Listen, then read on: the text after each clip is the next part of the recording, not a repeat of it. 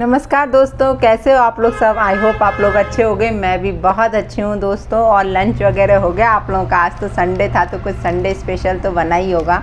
हमारे यहाँ भी स्पेशल तो कुछ नहीं, लेकिन वैरायटी बहुत ज़्यादा थी आज खाने में, और होना भी चाहिए क्योंकि संडे आराम का दिन रहता है। तो ऐसा लगता है कि बच्चे जो बोलें चलो उनके लिए सब बनाना है। तो शायद हर माँ ऐसा करती होगी, मुझे मालूम है।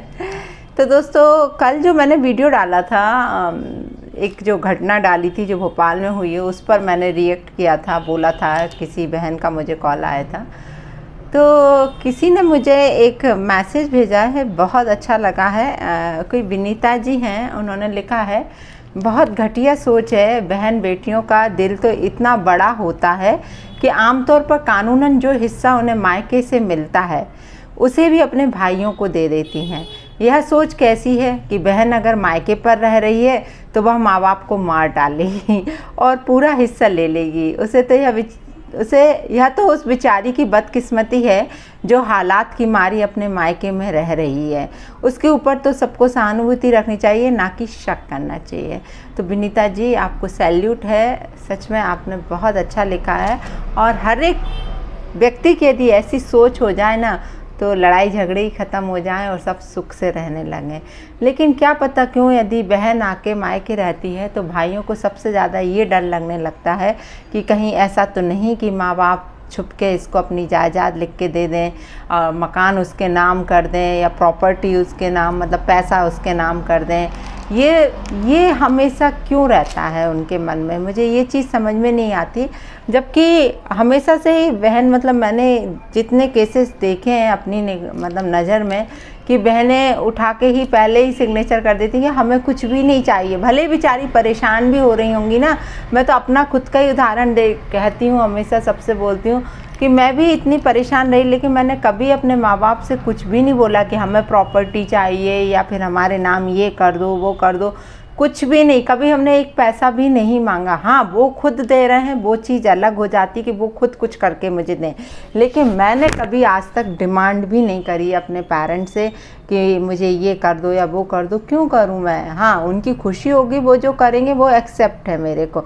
लेकिन यदि मैं मुंह से मांगूं तो मुझे खुद से शर्म आती, क्योंकि मैंने हमेशा कहा कि मैं बहुत छोटी उम्र से कमा रही हूँ और खुद से ही सब कुछ खुद का किया है। तो आज एकदम से मुंह नहीं खुलता है किसी के सामने भी अपन कुछ बोल सको कि नहीं यार आप हमें ये करके दो। उनकी खुशी होती है तो वो करते हैं। और रहा प्रॉपर्टी का, तो मैंने कभी भी नहीं बोला अपने माँ बाप को कि आप मेरे लिए ये करके दो या वो करके दो। मैं क्यों बोलूँ? उनको खुद चिंता है, मेरी माँ बाप है वो, उन्हें मेरी खुद चिंता है कि उन्हें क्या सही है क्या गलत है। और हर माँ बाप, आज हम कह रहे हैं कि यदि भाई लोग भी यदि ऐसा सोचते हैं तो क्या वो माँ बाप नहीं है? क्या उनके खुद के बच्चे नहीं है भाई लोगों के? तो क्या आप अपने बच्चों के लिए नहीं सोचोगे क्या? कल के दिन यदि कोई मुसीबत आपके बच्चों पर हो जाती है, आपकी बेटी पर हो जाती है, भाई लोगों से बोल रही हूँ, तो क्या आप अपनी बच्ची के लिए, आप अपनी बेटी के लिए नहीं सोचोगे? क्या उसे मकान बनवाने का नहीं सोचोगे? या उसे हर तरीके से संपन्न करने का नहीं सोचोगे? कि आप उसे ऐसे ही छोड़ दोगे दुनिया के आगे? जवाब दीजिए मुझे। ऐसे जितने भी लोग हैं वो मुझे जवाब दें कि मैं जो बोल रही हूँ सही बोल रही हूँ कि नहीं बोल रही हूँ। क्या आप अपनी बेटी को ऐसे छोड़ सकते हो? तो आप अपने फादर से क्यों एक्सेप्ट करते हो, ये एक्सपेक्ट करते हो कि वो मतलब अपनी बेटी को, मीन्स तुम्हारी बहन को ऐसे छोड़ दें? जो दर्द, मैं हमेशा कहती हूँ, माँ को जो दर्द बेटा पैदा करने में होता है वो ही बेटी पैदा करने में भी होता है। तो फिर बेटी कहाँ से अलग से आ गई? क्यों ऐसी सोच रखते हो आप लोग? मतलब मुझे नहीं आता ये चीज़ समझ में कि। और ये बहुत अच्छा लिखा है विनीता जी ने कि मतलब बेटियां तो खुद ही, मतलब यदि उनके नाम कोई जायदाद कर दी जाती है, उनका नाम कानूनन आता है उस चीज़ में, तो वो पहले ही साइन कर देती कि अरे भाई को ही दे दो क्योंकि हम तो अपने ससुराल में बहुत अच्छे हैं। और यदि बदकिस्मती से कोई बहन आके मायके में रह रही है कि उसके साथ कुछ प्रॉब्लम्स हैं, तो वो आके अपने कहाँ जाएगी? अच्छा ये बताइए कि वो बेटी कहाँ जाएगी? अपने माँ बाप के ही पास आएगी ना, कहीं और तो नहीं जाएगी ना, क्योंकि दुनिया इतना लौचने चीतने खाने के लिए बैठी हुई है। तो वो बेटी अपने माँ बाप के ही पास आश्रय लेने के लिए आएगी, उनके ही पास रहेगी। तो उसमें फिर भाई लोगों को क्यों ऐतराज़ होता है? क्यों आँख का कीड़ा बन जाती हैं बहनें फिर वो?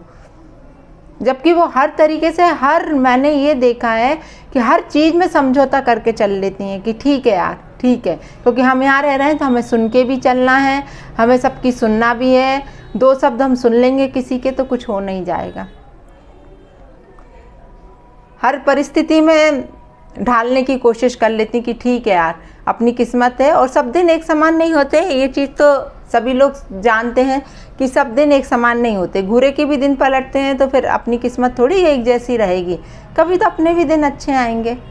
तो फिर क्यों ये भाई लोग ये चीज़ नहीं समझते कि यार वो जितने दिन रह रही है उसे शांति से यहाँ रहने दो, जितने साल भी रह रही है, कल के दिन सब कुछ होगा, बड़े बच्चे होंगे, अपने आप वो निकल जाएगी। कौन सा ज़िंदगी भर आपके घर रहने वाली है वो?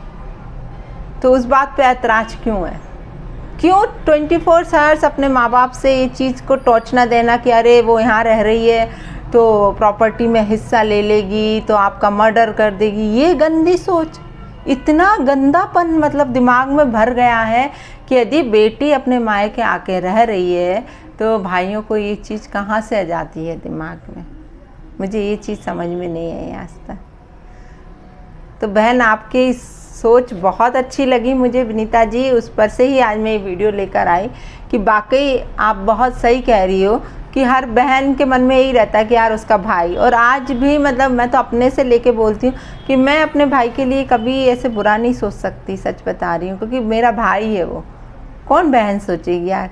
हमेशा यही सोचेंगे ना कि नहीं, उसका परिवार फलता फूलता रहे, सब अच्छा रहे। तो ऐसा यदि भाई लोग यदि अपनी बहनों के साथ कर रहे हैं तो कृपया करके मत करिए, हाथ जोड़ के विनती है ना। बहनें कोई ज़िंदगी भर के लिए आपके घर रहने नहीं आई हैं, वो सिर्फ कुछ समय, कुछ साल गुजारने आई हैं।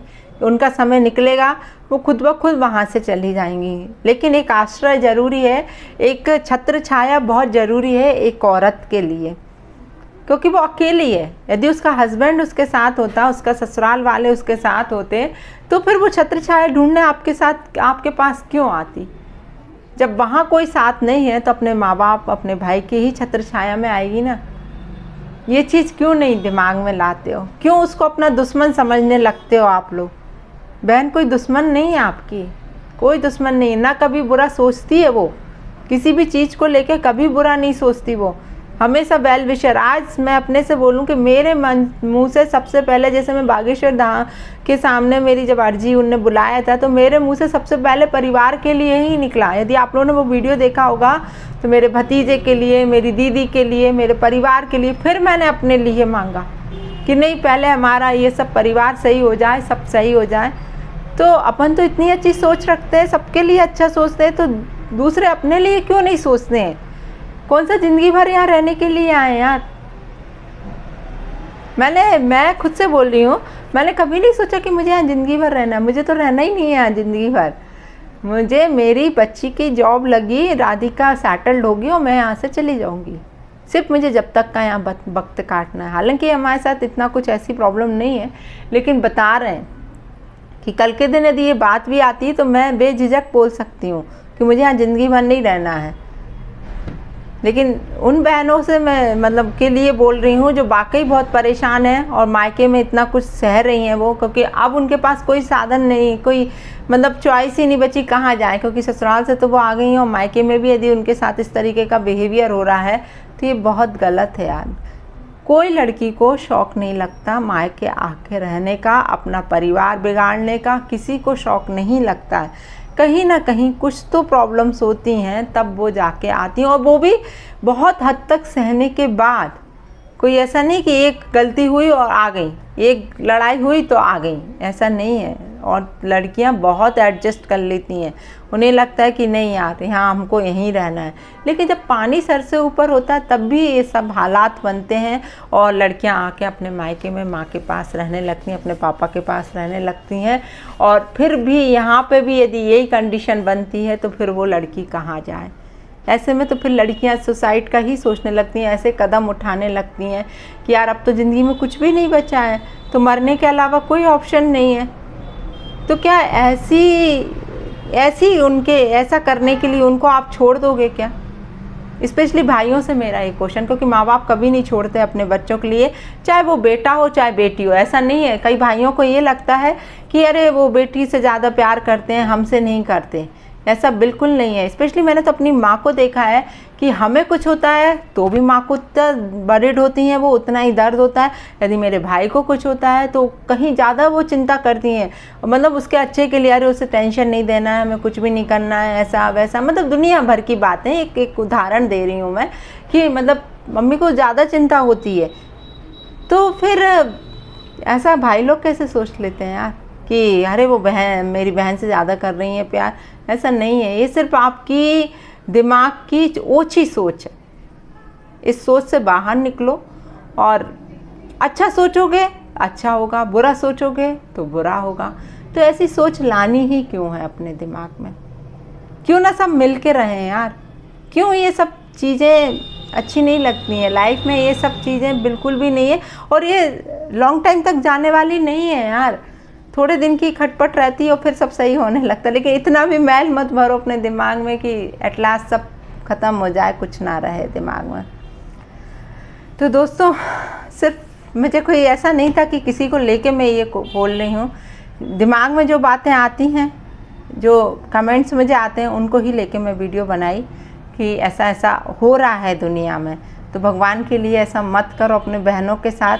वो चोट खाई हुई हैं, ज़िंदगी में चोट खाई हुई होती हैं, तभी मतलब आके मायके रह रही हैं। वो, उन्हें कोई शौक़ नहीं है, क्योंकि दुनिया तो वैसे ही कुछ ना कुछ बोलती है। जब औरत आके अपने मायके आके रहने लगती है, हस्बैंड के साथ नहीं रहती है, बहुत कुछ डाइवोर्सी औरत के लिए, विडो औरत के लिए बहुत कुछ दुनिया बोलती है। तो वो बाहर से तो टॉर्चरिंग सह रही है, तो अंदर से क्यों उसको इतना टॉर्चर कर रहे हो? आप लोग खुद सगे होकर उनको क्यों टॉर्चर कर रहे हो? घर के लोग मत करो, उसे फ्री माइंड रहने दो। अपने बच्चों पर खुद से ध्यान दे रही है, उन्हें पढ़ा लिखा रही है, अपनी मेहनत कर रही है, तो उसको टॉर्चर मत करो। हाथ जोड़ के विनती है ऐसे भाइयों से।